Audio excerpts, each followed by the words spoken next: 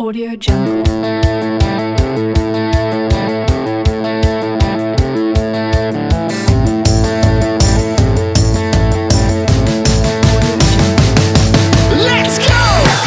Hai, gue Suto. Gue di sini akan menjelaskan apa itu NodeMCU dan bagaimana mengaksesnya. NodeMCU adalah sebuah platform IoT yang bersifat open source. Terdiri dari perangkat keras berupa sistem on-chip ESP8266 dari ESP8266 buatan Expressive System. Juga firmware yang digunakan, yang menggunakan bahasa pemrograman scripting Lua. NodeMCU secara default sebenarnya mengacu pada firmware yang digunakan daripada perangkat keras development kit. NodeMCU juga mirip dengan Arduino Uno, yaitu sama-sama memiliki modul Wi-Fi. NodeMCU sendiri itu memiliki dua jenis chip modul Wi-Fi yang digunakan. Ada ESP8266 dan ada ESP32. Dan secara versi itu yang sering digunakan ada Amiga untuk versi 2 dan Lolin untuk versi 3. NodeMCU SP8266 itu memiliki version. Ada versi pertama, versi kedua, dan versi ketiga. Versi kedua itu disebut sebagai NodeMCU Amiga. Pada versi ketiga itu disebut sebagai Lolin. Nah, berdasarkan pengalaman yang saya lakukan, pada Amiga atau versi kedua itu dia rentan terhadap suhu. Jadi semakin tinggi suhu pada NodeMCU tersebut itu akan mempengaruhi hasilnya. Sedangkan pada Lolin tidak terlalu berpengaruh. Berikut adalah contoh chip dari ESP8266 dan ESP32. Berikut adalah perbedaan antara ESP8266 dan ESP32.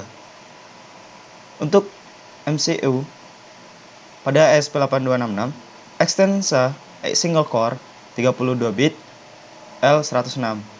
Pada ESP32, ekstensa dual core 32 bit LX6 dengan 600 DMIPS.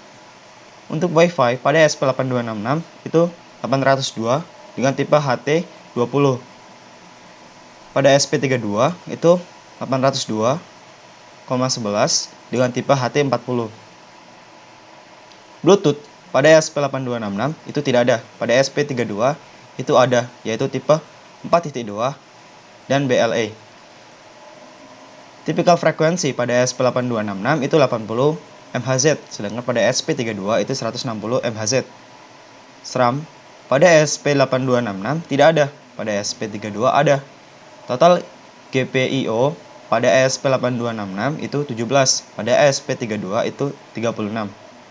Total SPI, UART, I2C, dan I2S pada ESP8266 itu 2212, pada ESP32 4222.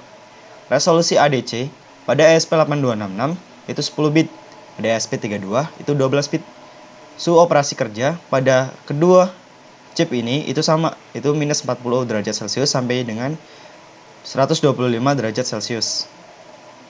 Sensor di dalam modul pada ESP8266 itu tidak ada, pada ESP32 itu ada, yaitu touchscreen atau touch sensor, temperatur sensor, dan Hall effect sensor. Nah, bagaimana cara mengaksesnya? Yang perlu kalian siapkan adalah pertama adalah NodeMCU-nya, modul NodeMCU. Terus ada micro USB sebagai uploader dan Arduino IDE. Yang terakhir adalah library board ESP8266 jika kalian menggunakan ESP8266.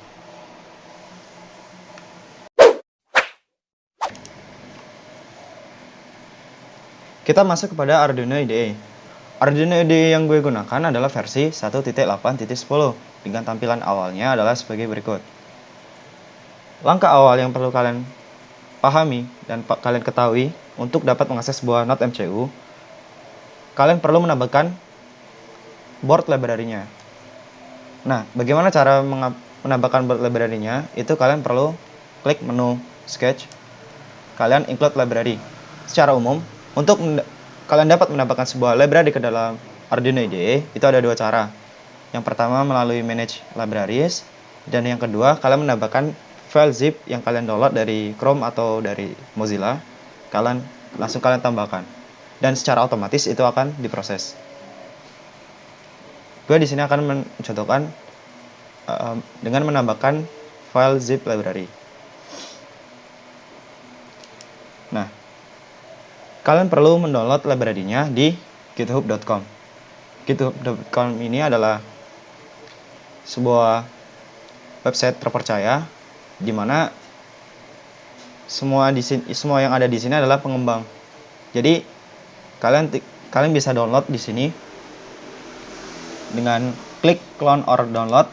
Kalian pilih download file zip-nya.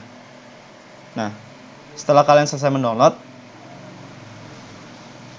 kalian masuk ke sketch lagi, kalian pilih include library, kalian add file zip-nya. Nah, tinggal kalian cari, kalian letakkan di mana file zip tersebut.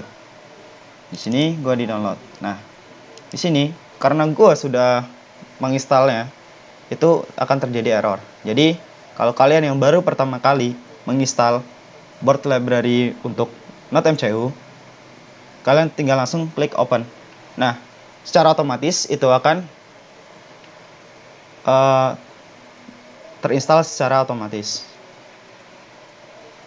Nah, dan yang perlu kalian pahami juga, setelah kalian mendownload library dari github.com itu, jangan lupa kalian mengucapkan terima kasih kepada seseorang yang telah menguploadnya. Karena attitude yang baik adalah mencerminkan kepribadian yang baik. Nah, setelah kalian sudah menambahkan library board-nya, kalian perlu cek di tools. Nah, karena di sini gua default masih menggunakan Arduino Uno. Nah, di sini pada board kalian pilih board SP8266-nya. Kalian pilih generic atau enggak kalian pilih Node-MCU versinya 12E non modul. Nah, kalian pilih ini. Bisa pilih yang generic, bisa yang itu. Nah, selain itu kalian juga perlu cek di bagian portnya. Nah, kalau kalian sudah menambahkan boardnya seperti ini, maka akan muncul fitur-fitur yang lain di bawahnya. Nah, tapi ini nggak terlalu berpengaruh. Kalian langsung saja ambil ke portnya. Nah, di port kalian ambil, karena di sini dia belum aktif, secara otomatis ketika kalian menancapkan USB micro ke laptop kalian, secara otomatis di sini akan terbaca. Dia di COM berapa terbaca. Nah, tinggal kalian klik. Kalau kalian tidak klik, ada beberapa yang secara otomatis terbaca, ada beberapa yang tidak terbaca. Nah, kalau dia sudah centang seperti ini, artinya dia sudah terbaca, dia sudah terhubung. Nah, tinggal kita masukkan code-nya.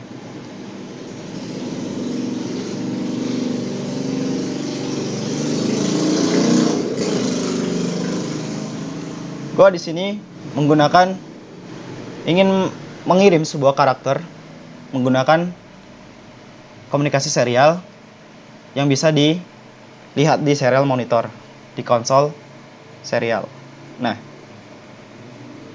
serial.begin artinya data yang ingin gue transferkan itu adalah dengan kecepatan atau dengan baud rate 9600. Baud rate itu merupakan indikasi kecepatan paket data yang dikirim. Nah, karena gue ingin mengirim sebuah karakter, maka gue tinggal ketik serial.print atau println. Gue ingin karakternya akan tersusun secara vertikal, bukan horizontal. Kalau secara horizontal, maka gue tinggal ketik print saja, nggak usah println. Nah, di sini seperti aturan bahasa C biasa, misalkan karakter yang ingin gue kirimkan adalah hi. Nah, setelah itu biar terlihat bagus, kita kasih delay. Delay itu digunakan untuk menunda karakter kita terkirim. Jadi sekian berapa milisecond dia akan terkirim. Misalkan default pada Arduino IDE itu adalah milisecond. Misalkan gue ketik di sini adalah 1000. Artinya data akan atau karakter akan terdelay selama 1 detik. Nah, setelah sudah, hal yang perlu kalian selalu ingat adalah cek dulu, verifikasi dulu. Apakah kode yang kalian buat itu sudah aman atau tidak? Karena jika kalian ada error, maka ketika kalian melakukan proses uploading, itu akan terjadi error juga. Kita cek. Nah, sebelum kita cek, kita perlu save filenya terlebih dahulu. Misalkan, contoh, kita save. Tunggu proses compiling sketch-nya selesai.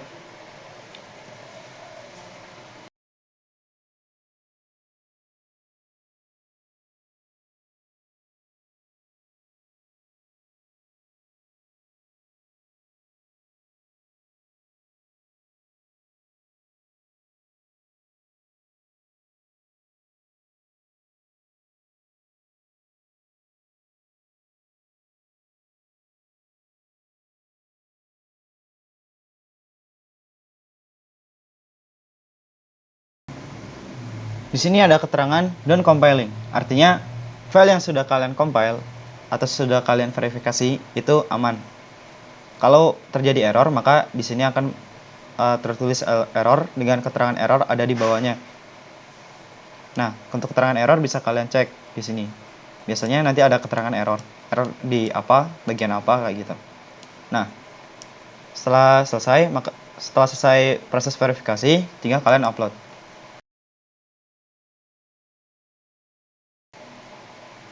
Tunggu hingga proses uploading selesai. Nah, done uploading artinya file sudah atau program sudah terupload. Tinggal kalian lihat di serial monitor. Nah, karakter yang terkirim high dengan delaynya 1 detik. Nah, karena di program gue menggunakan baud rate 9600, maka di sini juga harus 9600. Jika kalian ambil misalkan yang ini atau 115.200, maka karakternya itu tidak akan muncul. Jadi kalian harus pada kolom ini kalian harus sesuaikan dengan baud rate yang kalian gunakan. Hai, jika kalian belajar hal baru kali ini, jangan lupa like dan subscribe.